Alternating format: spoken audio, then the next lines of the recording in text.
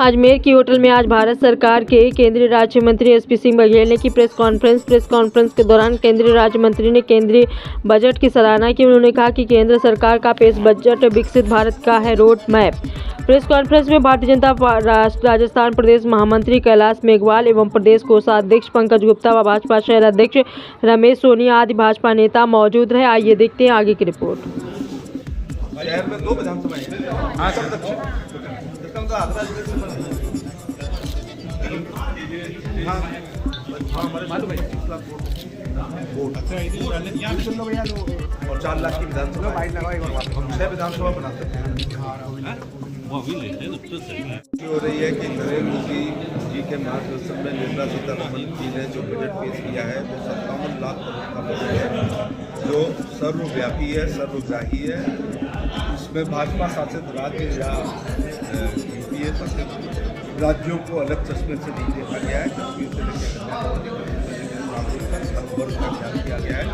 और इस बजट के शीर्षक को अगर हम कहें तो ये विकसित भारत के निर्माण का रोड मैप की झलक हमें दिखाई पड़ रही है। 2047 को मद्देनजर रखते हुए भारत को विश्व गुरु, विकसित राष्ट्र, नंबर 1 इकोनॉमी, सुपर पावर बनाने के लिए क्या प्रयत्न पहले से कर सकते हैं।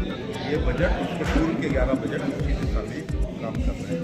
इसमें महिलाओं का, छात्रों का, शिक्षा पर, चिकित्सा पर, किसानों पर, उद्योगपतियों पर, देश की खुशहाली का रास्ता जब गृह कल्याण से जाता है तो देश की खुशहाली का रास्ता MSME से भी जाता है, इसका ख्याल किया गया है। अब शिक्षा और चिकित्सा के लिए गाँव के लोग शहर में आ रहे हैं तो ना शहर की सुविधा होती है ना गाँव का पर्यावरण होता है। इसलिए 2 टियर और 3 टियर शहरों में जिनकी आबादी 5 लाख से ऊपर है इंफ्रास्ट्रक्चर के लिए बहुत सारा काम किया गया है। सर, मनरेगा को लेकर जो कि हो गया है वो ये गलत कहते हैं। जैसे ही मजदूर को अभी काम मिलेगा हमारी बात सिद्ध हो जाएगी। वो 100 दिन देते थे, हम 125 दिन दे रहे हैं। इसमें 60 दिन वो दे रहे हैं। जब कृषि का कार्य होगा तो जी राम जी का कोई काम नहीं होगा तो 185 दिन हो रहे हैं। इसके अलावा भ्रष्टाचार पे 10,000 का जुर्माना भी है। इसके अलावा कन्वर्जन से बहुत से काम होंगे। टाइड ऑन टाइड रखी गई है। इसमें वाटर कंजर्वेशन, चेक डैम, वृक्षारोपण, स्वच्छता पर ज़्यादा ध्यान दिया जाएगा। पक्के काम भी किए जाएंगे। और ये योजना में इसलिए उसका नया रूप लाया गया है कि 1 लाख से ज़्यादा शिकायतें भ्रष्टाचार की देश की विभिन्न से आई, उन शिकायतों को दूर करने का भी काम इस नए विधेयक में ला रहे हैं। तो मजदूरों के लिए सबसे शानदार काम है। और पिछले 11 साल से भूख से एक भी व्यक्ति नहीं मरा है। नहीं तो हम अक्सर उड़ीसा की कुछ दाना हानि वगैरह में सुनते थे, पोस्टमार्टम होता तो अनाज का एक दाना नहीं आता था। तो 80 करोड़ लोग को 5 किलो गेहूँ चावल भी दे रहे हैं। लेकिन ये तमाम योजनाओं से 25 करोड़ लोग गरीबी से ऊपर भी आ रहे कर रही थी।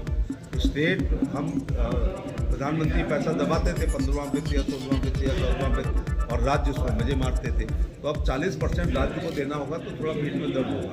तो मॉनिटरिंग भी करेंगे और उसका भ्रष्टाचार पे भी रोक लगाएंगे और वो अपना पैसा मानते हुए भावनात्मक रूप से भी जुड़ेंगे। तो ये बोझ नहीं है। टोटल पैरासाइट नहीं होना चाहिए स्टेट में। हमें कम से कम 60, 40, 70, 30, 20, 80 कुछ ना कुछ रखना चाहिए। तो 40% राज्य देगा तो राज्य मॉनिटरिंग भी करेगा।